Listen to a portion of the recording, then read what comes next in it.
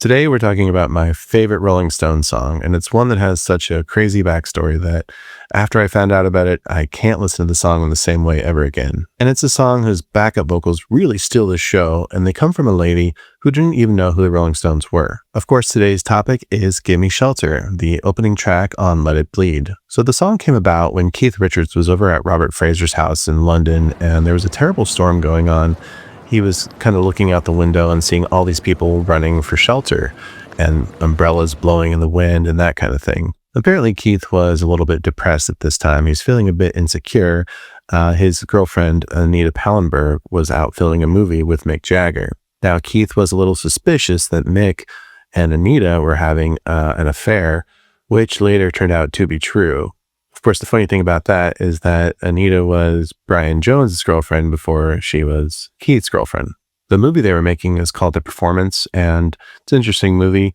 It was pretty much shelved for 2 years for being too out there when it first came out, but eventually went on to be considered one of the best British films ever made. A film about death and life. And versa. Performance. The song was recorded at Olympic Studios in 1969 in London, and this is right at the tail end of the Brian Jones era, where he was so intoxicated he was barely even present at the recording sessions. In fact, Jones was fired during these very recording sessions and died a month later, sadly. So on the recorded track, Keith is playing basically all of the guitar parts himself. And for the recording, Keith is actually using an Australian-made acoustic electric guitar that was in pretty bad shape.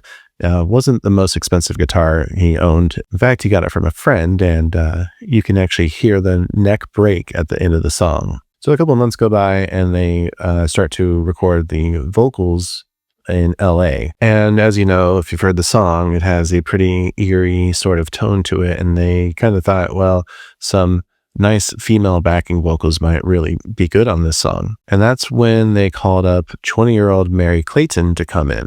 She had been a backup singer for Ray Charles and the Riots, and she had done quite a few other notable works. And at the time, she was pregnant, and she also had no idea who the Rolling Stones were. So they call her up in the middle of the night, basically like midnight, and her husband's even kind of mad that they're calling her. So she shows up in pajamas, fur coat, and hair curlers. They handed her the lyrics and she's like, rape, murder, what's this? But Mick tells her, hey, this is our comment on the Vietnam War. So she sings it, and you can actually hear her voice crack right at the 3-minute and 2-second mark. Immediately after, you can hear Mick go, woo. Everyone in the studio was so impressed with her performance. She sings with such intensity, and her voice cracks in the best way right at the murder line. He said, you want to do another one?